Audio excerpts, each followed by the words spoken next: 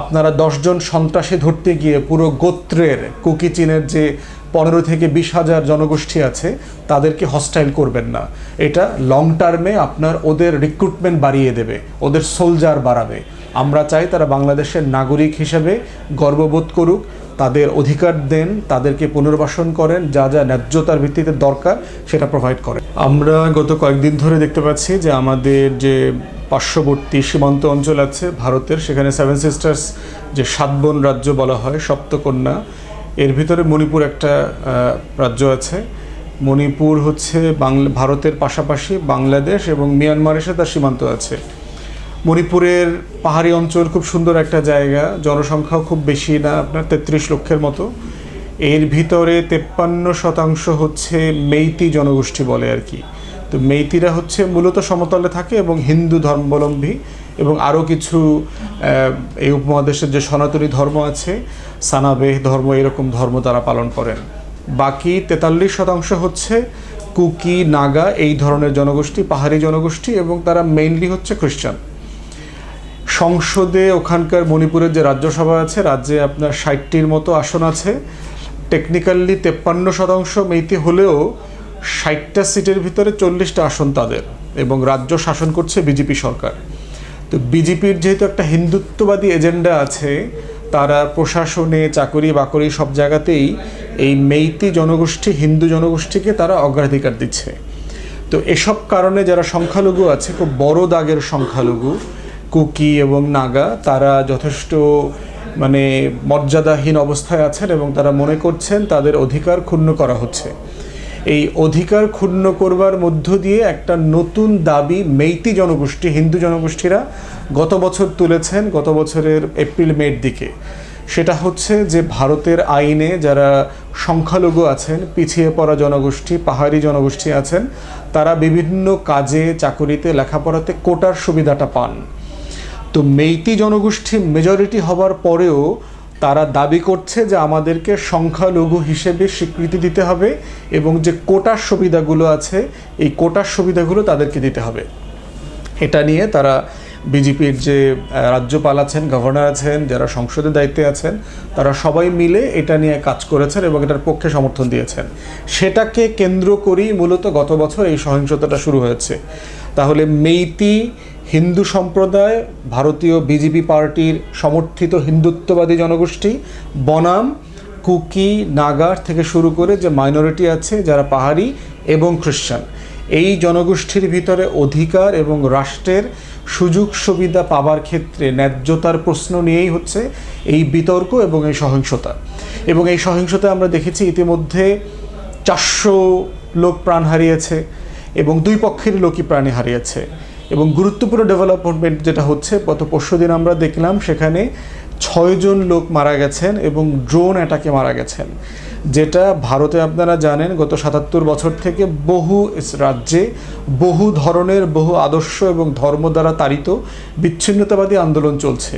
কিন্তু কোনো বিচ্ছিন্নতাবাদী আন্দোলন মর্টার শেল অথবা ড্রোন যে টেকনোলজি আছে এটা ব্যবহার করে ভারতের দিল্লি রাষ্ট্রের বিরুদ্ধে অবস্থান নিচ্ছে এবং যুদ্ধ করছে, এটাই প্রথমবারের মতো ঘটেছে।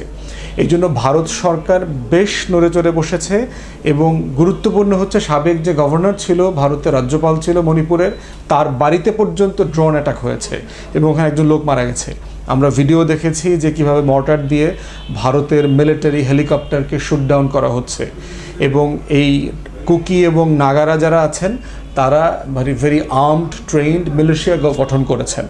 তো এই বাস্তবতা এটা চলছে, এবং দিল্লি আমার কাছে মনে হয় না এই সমস্যার সমাধান করতে পারবে, কারণ তার যে হিন্দুত্ববাদী টানেল ভিশন আছে, যে ফ্যাসিস্ট আউটলুক দিয়ে সে দেশ শাসন করে, সে রাষ্ট্রের প্রত্যেকটা নাগরিক যারা হিন্দু নন তাদেরকে সে বঞ্চনার চাদরে ঢেকে রেখেছেন প্রত্যেক জায়গাতে। এবং গত বছর দেখেছি আমরা যে এই মেইতি সম্প্রদায়ের লোকরা এবং পুলিশ, আর্মি মিলে যৌথ অভিযান করে এই কুকি এবং নাগাদের মেয়েদেরকে আপনার উলঙ্গ করে, বিবস্ত্র করে, ধর্ষণ করে সারা দুনিয়াতে শোকেস করেছে, ভিডিও ওয়াকিং করেছে, ন্যাংটা হাঁটতে বাধ্য করেছে, নিউড ভিডিও আসছে এগুলো। তো এইভাবে তারা কুকি এবং নাগা সম্প্রদায়ের জনগোষ্ঠীকে অপমান করেছে, যেটা আমরা তখনও প্রতিবাদ জানিয়েছি যে মানুষ হিসাবে ন্যূনতম যে ন্যায্যতার এবং অধিকারের প্রশ্ন আছে, সেখানে কোনো জনগোষ্ঠীকে তার ধর্ম, বর্ণ, তার বাসস্থান, সে পাহাড়ি না সমতলী, তার উপরে ভিত্তি করে কোনো রকম বৈষম্য করা যাবে না। কিন্তু হিন্দুত্ববাদী রাজনীতির ফ্যাসিটি হচ্ছে, বৈশিষ্ট্যই হচ্ছে যে সে এই বৈষম্যটাই হচ্ছে তার রাজনীতি।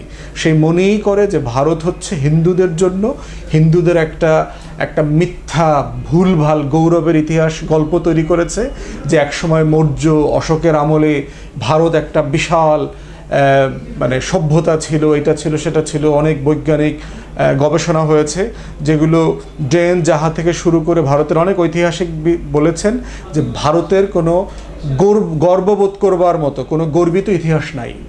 যে সিভিলাইজেশনের গল্প হিন্দুত্ববাদীরা বলে, they have no such history. ভারতের গর্বের ইতিহাস হচ্ছে মোগল এম্পায়ার থেকে শুরু হয়েছে। তো দিল্লির এই ফ্যাসিস্ট পলিটিক্স হচ্ছে নতুন নিউয়েস্ট ভিকটিম হচ্ছে মণিপুর, এবং সেভেন সিস্টার্সে আমরা দেখতে পাচ্ছি অন্য এলাকাগুলোতে ঠিক একই রকম দাবানল ছড়িয়ে পড়ছে। আসামে, কলকাতায় আমরা দেখলাম, পশ্চিম বাংলায় এবং উত্তরপ্রদেশ থেকে শুরু করে প্রত্যেকটা জায়গাতে মুসলিম মাইনরিটিরা কীভাবে নির্যাতিত হচ্ছে। গরু ফ্রিজে রাখা, গরুর ব্যবসা করা, গরু ট্রান্সপোর্ট করা, গরুর সাথে সংশ্লিষ্ট যে কোনো পেশার লোকদেরকে হত্যা করা হচ্ছে। ইভেন এমনও হয়েছে যে গরু ব্যবসার সাথে জড়িত হিন্দু লোক, তাকে পর্যন্ত খুন করে ফেলা হয়েছে, বাসায় গিয়ে আগুন দিয়ে পুড়িয়ে মেরে ফেলা হয়েছে। এই ধরনের একটা অসভ্য রাজনৈতিক রাষ্ট্র ব্যবস্থা কায়েম করেছে হচ্ছে মোদির নেতৃত্বে ভারতের হিন্দুত্ববাদী ফ্যাসিবাদী সরকার, যার মানে আঁচলে আমাদের এই দেশের যে ফ্যাসিবাদ ছিল সেটাও বেশ হৃষ্টপুষ্ট হয়ে 16 বছর পর দেশ থেকে পালাতে বাধ্য হয়েছে। ধন্যবাদ জানাই যে ডক্টর ইউনূস ক্ষমতা আসার পর থেকেই বাংলাদেশের স্বাধীনতা, সার্বভৌমত্ব, নদীর অধিকার, আমাদের সীমান্ত হত্যা, প্রত্যেকটা বিষয় নিয়ে সে খুব টাফ স্ট্যান্ড নিয়েছে, যেটা আমরা শহীদ প্রেসিডেন্ট জিয়াউর রহমানের পরে এত বোল্ডলি দেখতে পাই নাই, কিন্তু দেশবাসী আশা করেছিল। নতুন স্বাধীন বাংলাদেশে আমরা এই বাস্তবতা এবং এই অবস্থানকে আমরা স্বাগত জানাই। বাংলাদেশকে, বাংলাদেশের নতুন স্বাধীন হওয়া এই নাগরিক সমাজকে মনে রাখতে হবে যে আমাদের ঐতিহাসিক শত্রু মিত্র কারা।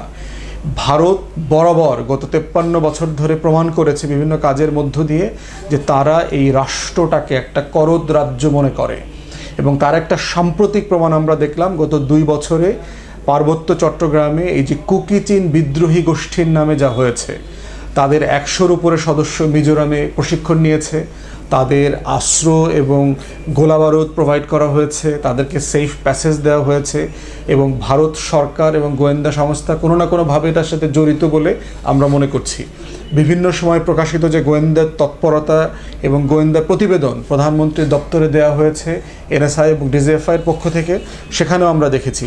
এবং গোয়েন্দা রিপোর্টগুলোতে বারবার বলা হয়েছে যে দেশের রাষ্ট্রকে এই ধরনের খুবই গরিব যে পাহাড়ি জনগোষ্ঠী আছে তাদের সাথে এঙ্গেজ হওয়া দরকার। তাদের সুযোগ সুবিধা, নাগরিক অধিকারের জায়গা যেগুলো বঞ্চিত হচ্ছে সেই জায়গাগুলো পূরণ করা দরকার। তা না হলে তারা বিভিন্ন এনজিও, মিশনারি ওয়ার্ক এবং ভারতের খপ্পরে পড়বে এবং বাংলাদেশের স্বাধীনতা, সার্বভৌমত্ব বেশ সংকটাপন্ন হবে। তাই আমরা এখনও বলছি যে আপনার উদ্যোগকে স্বাগত জানাচ্ছি, কিন্তু এই গরিব পাহাড়ি জনগোষ্ঠীকে পুনর্বাসন করেন। আপনারা 10 জন সন্ত্রাসী ধরতে গিয়ে পুরো গোত্রের কুকি চীনের যে 15 থেকে 20 হাজার জনগোষ্ঠী আছে তাদেরকে হস্টাইল করবেন না। এটা লং টার্মে আপনার ওদের রিক্রুটমেন্ট বাড়িয়ে দেবে, ওদের সোলজার বাড়াবে। আমরা চাই তারা বাংলাদেশের নাগরিক হিসেবে গর্ববোধ করুক, তাদের অধিকার দেন, তাদেরকে পুনর্বাসন করেন, যা যা ন্যায্যতার ভিত্তিতে দরকার সেটা প্রোভাইড করেন। এটা আমাদের খুবই জরুরি একটা ব্যাপার।